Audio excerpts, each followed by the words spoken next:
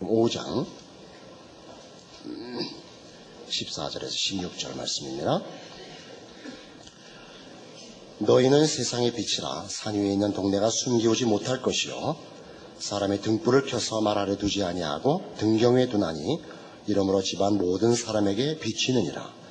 이같이 너희 빛을 사람 앞에 비추게 하여 저희로 너희 착한 행실을 보고 하늘에 계신 너희 아버지께 영광을 돌리게 하라.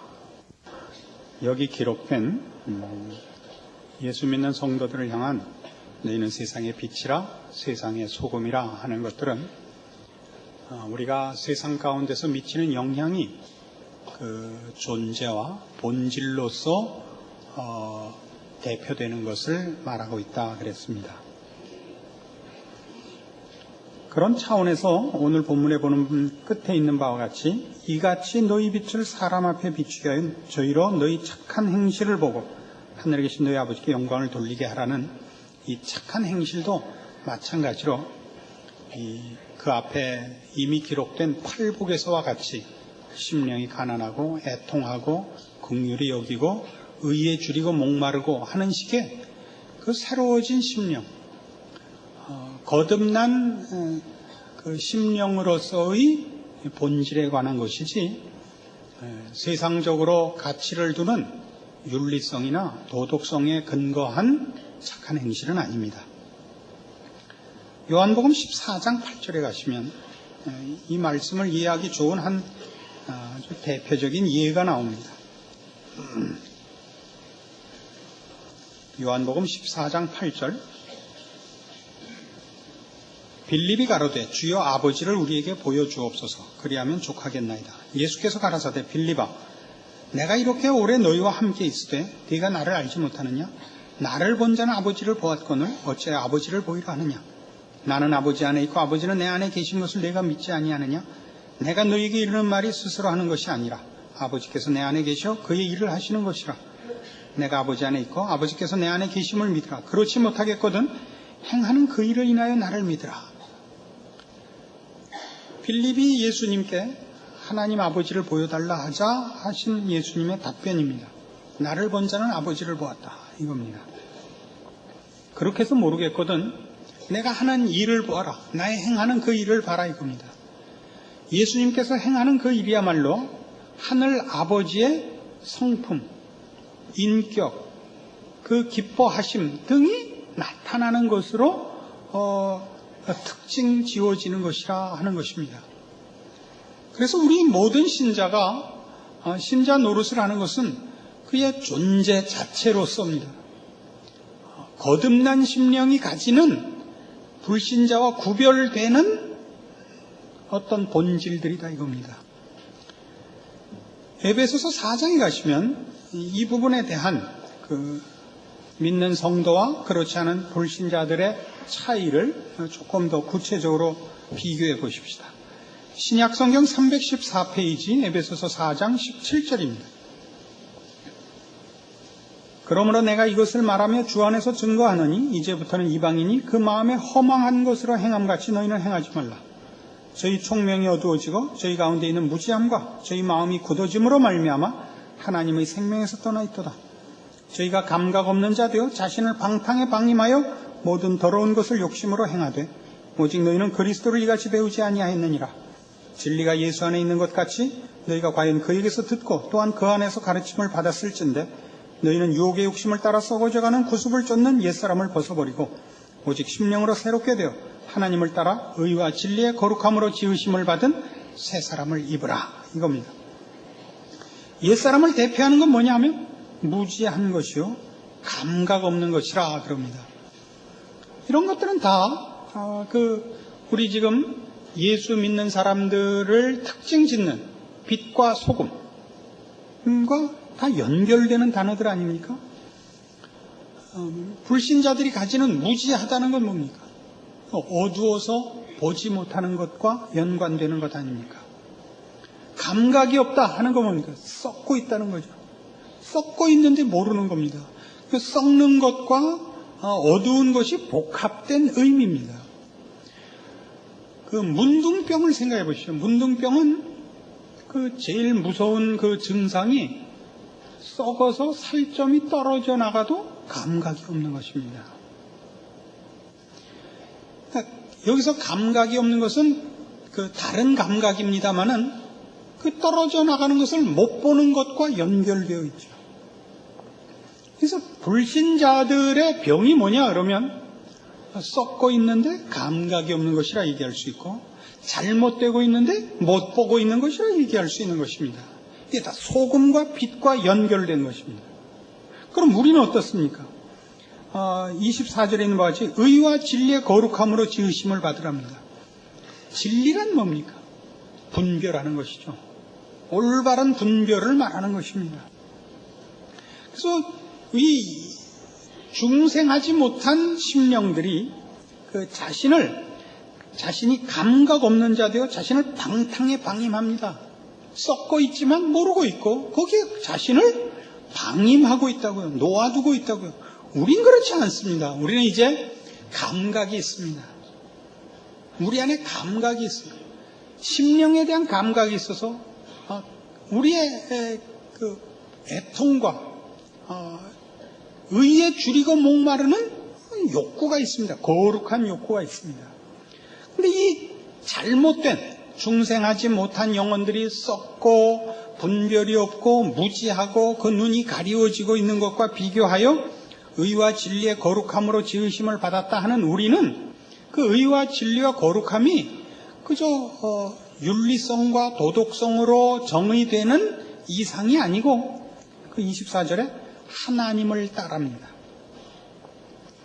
그러니까 우리가 그 썩어짐과 그 흑암에서 벗어나는 것은 하나님을 외면하고 하나님의 복주심에서 벗어나 있던 자리에서 하나님 안에 들어온 것을 말합니다. 그래서 이 의인이, 진리니, 거룩이니 하는 단어들이 그저 일반적인 세상적 가치를 갖고 설명되는 것이 아니라 하나님과의 관계, 하나님을 그 근원으로 하는 그 전제 하에서만 그 가치를 가짐을 말합니다. 골로새서 1장으로 가시죠. 에베소서 다음이 빌립보서고 그 다음이 골로새서입니다. 1장 9절.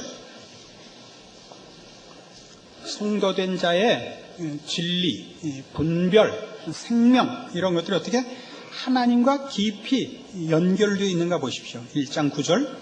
이로써 우리도 듣던 날부터 너희를 위하여 기도하기를 그치지 아니하고 구하노니 너희로 하여금 모든 신령한 지혜와 총명에 하나님의 뜻을 아는 것으로 채우게 하시고 주께 합당히 행하여 범사에 기쁘시게 하고 모든 선한 일에 열매를 맺게 하시며 하나님을 아는 것에 자라게 하시고 그 영광의 힘을 쫓아 모든 능력으로 능하게 하시며 기쁨으로 모든 견딤과 오래 참음에 이르게 하시고 우리로 하여금 빛 가운데서 성도의 기업의 부분을 얻게 합당하게 하신 아버지께 감사하게 하시기를 원하노라.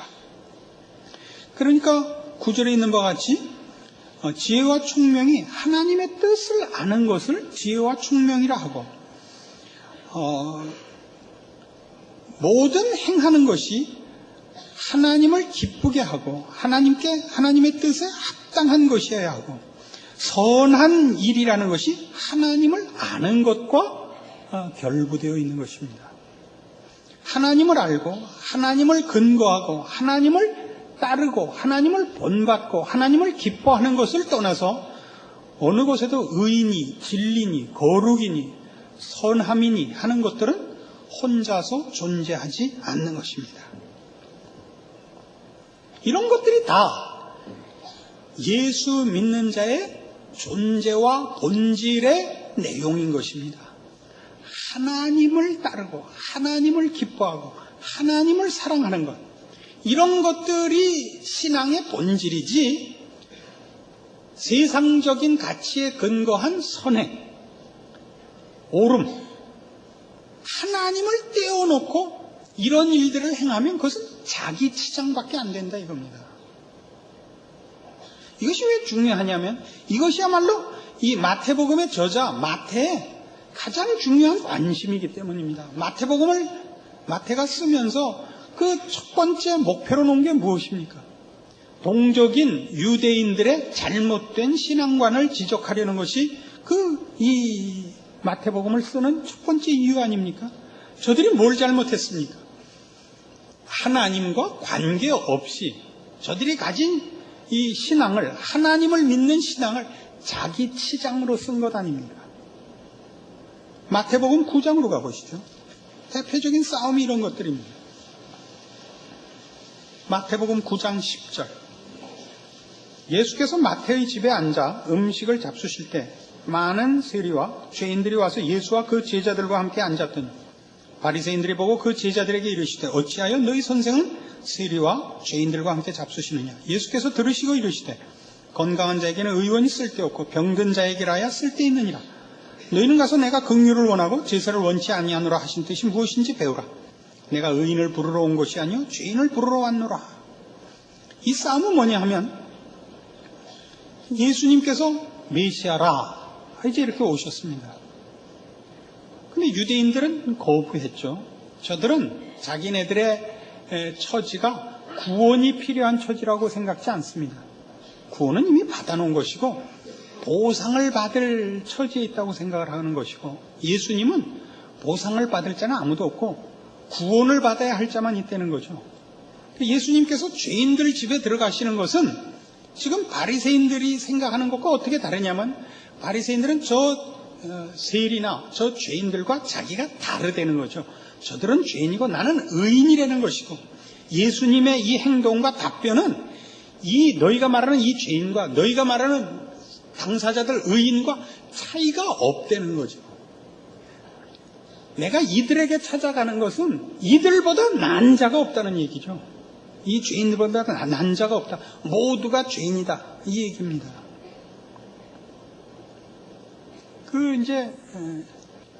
저는 한국 교회에서는 약간 불운한 처지에 있는 목사입니다. 어떤 의미에서 불운하냐 하면, 우리나라 기독교계의 현주소에 맞는 얘기를, 설교를 하는 것을 책임으로 맡고 있지 않고 다음을 준비하는 일에 책임을 맡고 있습니다. 그러니까 지금은 말하자면 그 보상을 못 받는 거죠. 말하자면 평가를 못 받죠.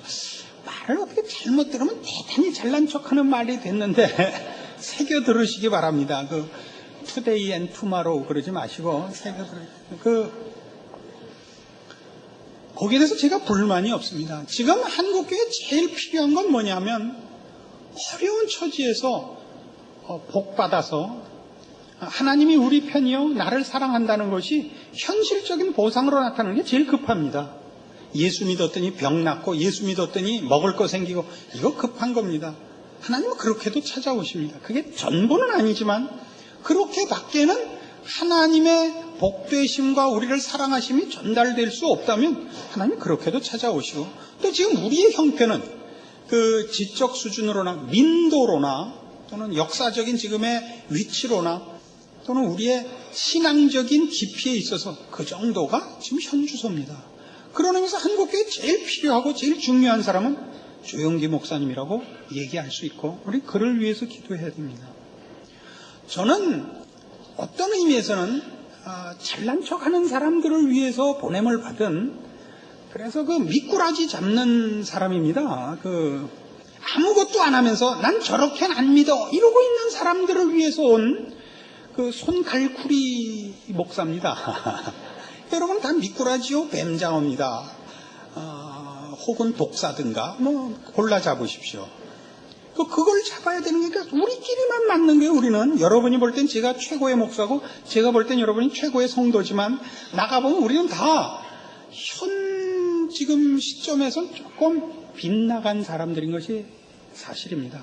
앞섰다고 얘기하면 제일 멋있고 삐졌다고 얘기하면 정확하고 그렇습니다. 아님 말고 지금 이게 왜 이 얘기를 꺼내고 있냐면, 제 주변에 성한 사람이 좀 없습니다. 저와 관계된 사람들은 대표적으로 박동준 목사나 박씨가 많은데 박수진 목사, 박정희, 빈빈한 사람이 없죠. 그러니까 이제 이 목사라는 직업도 웃겨서 이상하게 인기에 관한 시기와 질투가 대단히 많습니다. 근데 그 공격할 때 저한테 공격하는 것이 첫 번째 들어오는 공격이 겁니다. 당신이 가르치고 영향 준 사람 중에 변되는 사람이 누가 있어? 그럼 할 말이 없는 거예요. 제가 자면서 한만 쉬어봐도 박동준, 박수세, 박전 없어요. 그때 이게 답변이 된 겁니다. 건강한 자에게는 의원이 쓸데없고 얼마나 쌈쌈한 성경 말씀. 약간 얘기가 빗나갔지만 지금 예수님께서 그렇게 얘기하시는 겁니다. 너희 중에 그럼 이 사람보다 난 사람이 있냐 이겁니다. 이 마태보다 세리 마태보다 난 사람이 있냐 이거예요. 넌 낫냐 이거예요. 이 예수님의 답입니다. 유대인들은 뭐라고 생각하는 거예요? 난 저 사람보다 낫다고 생각하는 거죠. 예수님 답변 똑같다는 거죠. 똑같은데 모르고 있으면 본인이 하나님의 백성이라는 표를 뭘로 내고 있을 겁니까? 난 너와 다르다로 내고 있을 거 아닙니까? 그건 안 된다 이거죠. 그 다름은 잘못된 우월감에 의한 다름이지 새로 바뀐 거듭난 새로워진 심령, 무지하고 허망하고 감각 없는 자 되어 자신을 방탕에 방임하던 자리에서 의와 진리와 거룩으로 온 그 다름이 아니지 않느냐 이거죠. 얼마나 중요한 지적입니까? 우리가 달라진 이런 것들은 다 아까 우리 골로새서에서나 에베소서 4장 24절에서 본 바와 같이 의와 진리의 거룩함으로 지으심을 받은 새 사람은 뭐와 비교되죠? 썩어져가는 구습을 쫓는 옛사람과 비교되는데 이 새 사람은 하나님을 따라거든요. 하나님을 따라. 그러니까 하나님과 연결되지 않고 혼자서 세상적인 가치로서 자기를 증명하는 차별은 그의 신자된 독특성이 아닌 것입니다. 그러니까 지금 마태가 지적하고 싶은 너희는 세상의 빛이고 너희는 세상의 소금이며 이 착한 행실로 너희의 신자된 것과 하나님의 하나님 되심을 증명하라 하는 데에는 이 차별이 있어야 되는 것이죠. 우리의 변화된 심령과 그 변화가 하나님과 결부되는 것이라니까요. 뭐요? 하나님 사랑, 이웃 사랑이라고요. 그러니까 제대로 하나님을 사랑하면 이웃 사랑으로 나온다는 거죠. 하나님과 관계되지 않은 차별, 자기 증명을 하면 이웃 잡아먹는 것으로 온다 이거죠. 그 대표적인 성경의 기준이 요한복음 13장 34절에 나옵니다. 요한복음 13장 34절. 아주 중요한 말씀입니다. 새 계명을 너희에게 주노니 서로 사랑하라. 내가 너희를 사랑하는 것 같이 너희도 서로 사랑하라. 너희가 서로 사랑하면 이로써 모든 사람이 너희가 내 제자인 줄 알리라. 이거 새 말이 아니에요. 새로운 명령이 아닙니다. 구약 전체가 우리에게 요구한 명령이 뭡니까? 율법의 대강령이 뭐였어요? 내 마음을 다하고 뜻을 다하고 성품을 다하여 주 너의 하나님을 사랑하라 하셨으니 이것이 첫째 되는 계명이요. 둘째는 이와 같으니 네 이웃을 내 몸같이 사랑하라 하셨으니 이 두 계명이 온 율법과 선지자의 대강령이니라. 그거 아닙니까? 내가 너희를 사랑한 것 같이 너희도 서로 사랑하라. 서로 사랑하라. 우리가 하나님을 사랑하는 것은 하나님이 우리를 사랑하신 탓입니다.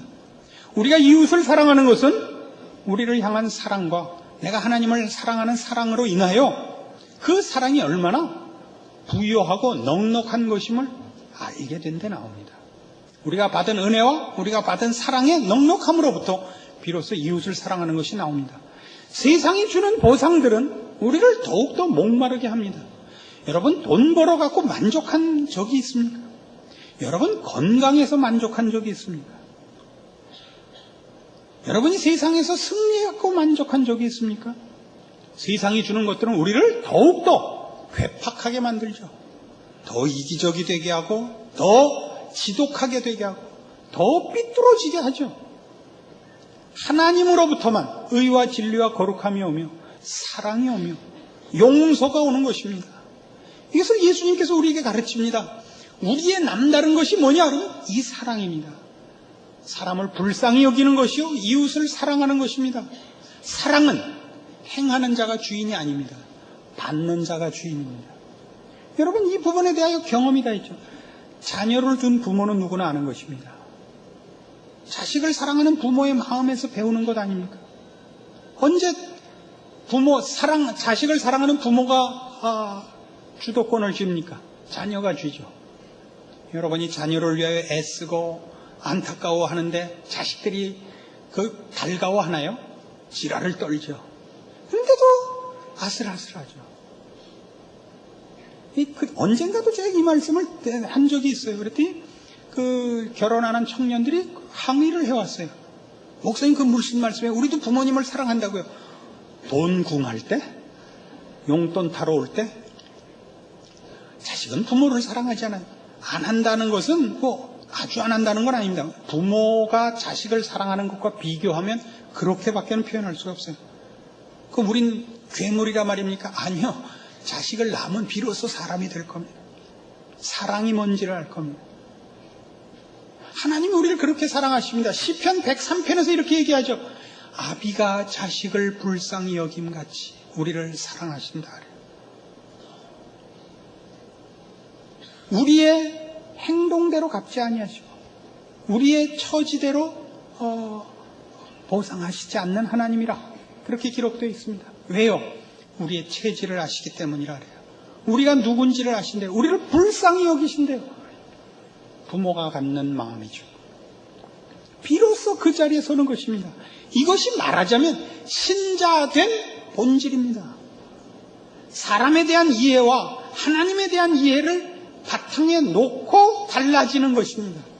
그런데 오늘날 한국교회는 어디로 가서 빛과 소금을 하느냐 하면 이 마태복음 28장 18절 이하에 여러분 잘 아시는 대위임령이 나오죠. 마태복음 28장 18절, 마태복음 제일 끝입니다. 예수께서 나와 일러 가라사대 하늘과 땅의 모든 권세를 내게 주셨으니 그러므로 너희는 가서 모든 족속으로 제자를 삼아 아버지와 아들과 성령의 이름으로 세례를 주고 내가 너희에게 분부한 모든 것을 가르쳐 지키게 하라. 볼지어다 내가 세상 끝날까지 너희와 항상 함께 있으리라. 대위임령이라고 합니다. 이것이 먼저 요구가 돼서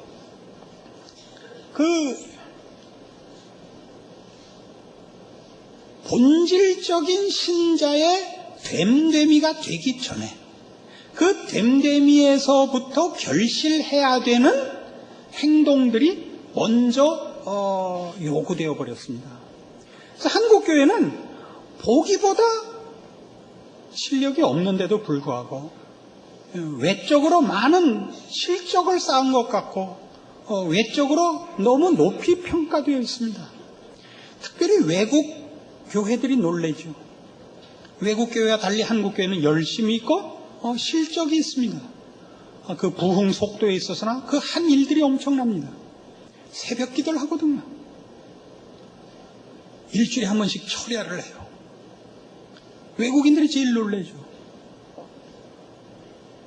언젠가 작년이었나 재작년이었나 97년이었나 96년이었나 그때 저와 관계 있는 신학교에 학장이 한 번 왔었습니다. 자주 오는 분들인데 그 중에 한 분이 식사를 하기 위해서 저랑 그 부부가 같이 차를 타고 제가 운전을 한 적이 있습니다. 저야 신앙적으로 괜찮은 사람 아닙니까? 저도 그렇게 생각하고 남도 그렇게 생각하고 그 외국인도 물론 그렇게 지금 생각하고 있는 중입니다. 식사를 하고 돌아오는데 우리 운전 습관이라는 것은 얼마나 요령과 재치와 순발력이 있는 겁니까? 신호등을 적당히 꿰뚫고 지나가는 거 아닙니까? 특별히 직진 신호 시에 우회전을 하면 이쪽 우회전 한쪽에 횡단보도에 파란불이 들어와 있는데 그때 요령껏 사람 사이를 빠져서 이렇게 오지 거기 서는 적이 사람이 많기 전에는 별반 없는 거 아닙니까? 우리가 먼저 돌았으면 사람들이 스타트하기 전에 빠져나오든가 아니면 지나가는 중에 이렇게 공간이 비면 기가 막히게 이렇게 미꾸라지같이 빠져나오는 게 우리의 운전의 기본 상식이고 또 실력으로 우리가 알고 있는데 제가 자연스럽게 그렇게 빠져나왔죠. 이분은 대단히 놀란 거예요. 위험은 없었지만 신호등이 신호가 떨어져 있는 걸 거슬려 지나간다는 게 그 사람들한테는 이게 막 갈비뼈가 비틀려지는 것 같은 거예요. 창자가 꼬이는 것 같은 거예요. 너무 놀랐어요. Mr. 박, you really scare me. 이렇게 했어요. 듣거나 말거나 알거나 말거나. 근데 아차 했죠. 이 사람은 내 신앙 실력을 100점 만점에 160점으로 알고 있는데 오늘 완전히 뽀록이 난 겁니다. 제가 뭐라 그랬겠어요? 닥터 로벳, 우리나라는 이 서울이 너무나 인구가 많기 때문에 제대로 질서를 지키면 이게 마비가 됩니다. 아주 고급한 지혜와 센스를 갖고 살아가야 됩니다. 이것이 나는 신앙이라고 생각합니다. 근데 사실 돌아와서는 가슴이 덜컹했어요. 우리 모두가 우리가 높은 신앙인이라고 생각하지만 사실은 우리 기초적인 부분에서 아무것도 제대로 쌓아 올라와 있잖아요. 피라밋을 쌓듯이 기저가 넓고 올라올수록 좁아지는 탑을 쌓고 있는 것이 아니라 벽돌을 세워서 한 줄로 쌓아놓은 것 같아요. 그래서 늘 아슬아슬해요. 어느 경우에는 그 꼭대기가 구름을 뚫고 올라가 있다가 어느 경우는 하루아침에 다 무너져요. 그렇죠. 별것 아닌 데서 우리는 신앙에 힘이 없다는 것을 발견을 해요. 왜 그렇게 됐다고요? 본질과 기초가 개판인 거예요. 우린 뛰어다니면서 세상 끝까지 가서 선교를 하고 전도를 하고 또 선교사를 보내요. 실제로 한국교회가 무슨 일 있으면 여의도에 다 모여라고 여의도에 몇백만 명씩 모여서 기도를 해요. 그러나 가장 사소한 문제에서 상식과 경우를 거스른다니까요. 왜 그렇게 됐다고요? 신자된 책임이 존재와 본질의 문제라는 기초를 놓고 행동과 열매를 먼저 따려고 해서 그렇다니까요. 여러분 잘 아시는 타이타닉호의 침몰은 두고두고 그것이 화제거리였고 관심거리였습니다. 학자들에게, 과학자들에게 말이죠. 왜냐하면 타이타닉호를 만들어 놓고 그때 붙여진 별명 중에 하나가 그게 불침선이었습니다. 혹시 좌초를 당하거나 배가 어떻게 파손됐을지라도 그 파손된 부분을 선실을 차단하면, 세로로 차단하면 물이 전체에 차는 일은 없도록 설계된 배였습니다. 그런데 그렇지 않고 홀딱 찬다 할지라도 그것이 차 들어오는 시간 동안에 시간이 적어도 반나절은 걸리도록 되어 있어서 사람들을 구조하는 데는 전혀 지장이 없는 배로 설계됐는데 실제로 타이타닉호는 상상 이상으로 빨리 침몰을 한 겁니다. 그래서 그 이유가 뭔가를 두고 과학자들이 연구를 해오다가 최근에 와서 92년쯤인가 최종적으로 그 원인이 밝혀졌습니다.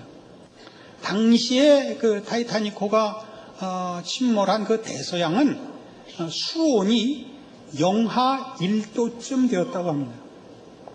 근데 당시에 배를 만든 쇠가 그 온도에서는 비스켓처럼 부서졌답니다. 무슨 얘기냐면 글의 결론식으로 얘기를 하자면 조선술이 야금술보다 너무 앞서서 그 비극이 생겼다 이겁니다. 쇠를 차가운 온도에서도 탄성과 질긴 정도, 그러니까 우수하도록 아직 그 쇠를 만들 실력이 없는데 큰 배를 만들 실력은 있었단 말이에요. 그러니까 재료가 차가운 온도에서 충돌을 하면 부서져 버렸단 말이죠. 찢어져야 되는데, 그러면 찢어진 정도, 상처를 직접 받은 부분만 찢어져서 구멍이 작았어야 되는데, 이건 만들어진 쇠가 나쁜 바람에 그 물이 차 들어올 때 그 옆에 있는 것들이 균열을 일으키고 부서져 나가서 침수가 아주 한꺼번에 밀고 들어올 만큼 그 처음 받은 상처의 구멍 크기가 단시간 내에 넓어졌단 말입니다. 부서져 버렸다고요. 그 시절에는 쇠를 그 정도의 제품밖에 못 만들었단 말이죠. 오늘날 한국교회가 타이타닉호를 만들고 있는 것 같습니다. 본질과 존재에 관한 신자된 내용을 제대로 채우지 못하고 전도를 한다고 뛰어다니는 바람에 우리는 재수 없는 신자를 양산했습니다. 우린 교회 와서 신자끼리는 사귈 생각을 안 합니다. 사실은 여러분 이렇게 같이 앉은 사람들이 그 누구보다도 가까워야 옳습니다. 같은 예수를 믿기 때문입니다. 그 같은 교회에 나오기 때문입니다. 그러나 우리는 더 깊은 얘기를 할까봐 서로 겁을 냅니다. 왜요? 여기 나와 앉은 실력보다 여러분의 실제적인 실력이 더 낮기 때문입니다. 시옷 받침 말고 지읒 받침. 여러분이 봉사하고 겉으로 표현하는 여러분의 신앙적인 표현보다 여러분의 원래 그 실체는 턱없이 가난합니다. 신앙적으로.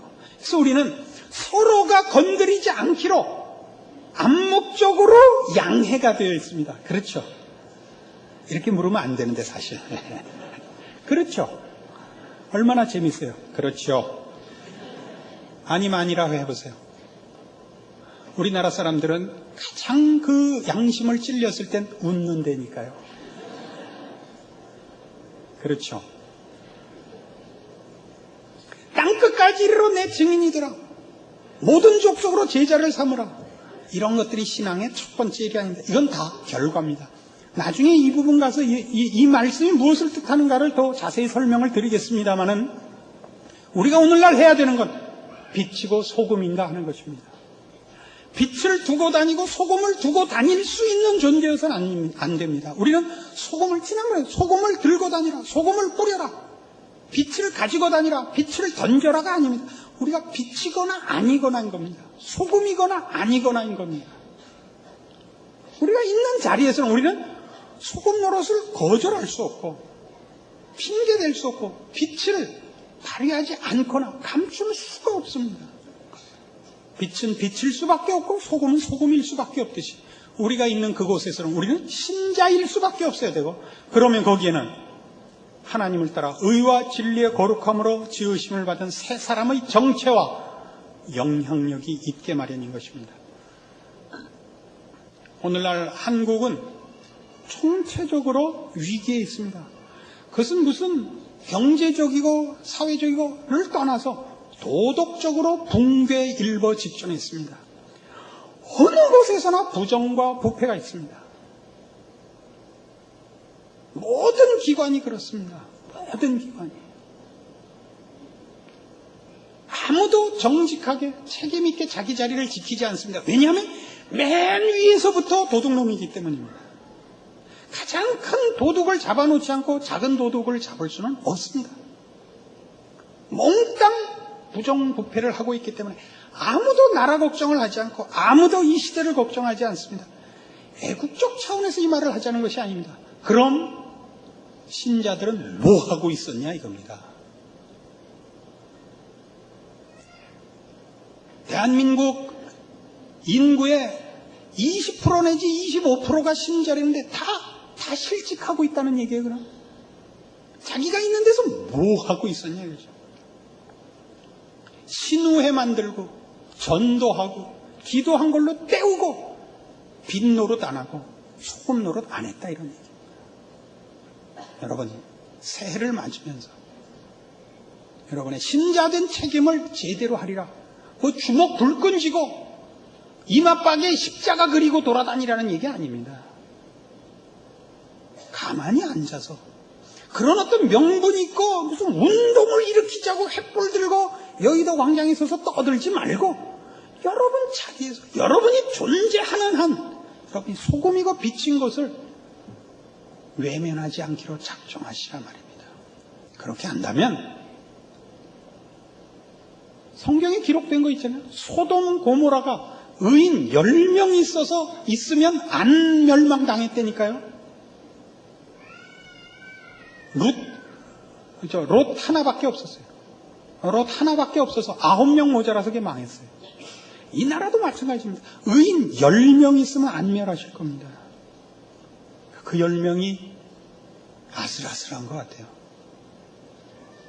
여러분 모두가 신자된 특권과 책임 인식하셔서 여러분의 신앙을 어떤 행동으로 때우지 마시고 본질과 존재로서의 책임을 감수하시고, 그래서 여러분으로 말미암아 하나님이 은혜를 베푸시고 기적을 행하시는 일들을 여러분 생에서 보시는 복이 있기를 바랍니다. 기도하십시다. 하나님 아버지의 은혜를 감사드립니다. 우리 하나님이 우리를 빛으로 생명으로 소금으로 부르셨습니다. 우리가 있는 곳에 생명이 있어야 되고 거기 빛이 발하여 의와 진리와 거룩함이 증거되어야 합니다. 이 복된 길을 또는 가장 귀한 책임을 맡은 신자로서의 우리의 책임이 시행되고 있는가 각자에게 묻게 하시고, 그 질문에 대하여 하나님 앞에 주여 제가 충성하겠나이다 답변할 줄 아는 우리들 되게 하여 주시옵소서. 지금은 우리 주 예수 그리스도의 은혜와 하나님 아버지의 극진하신 사랑과 성령님의 교통하심이 신자로서의 책임 있는 삶을 약속하고 돌아가는 주의 사랑을 입은 심령들 위해 영원토록 함께 있을지어다. 아멘.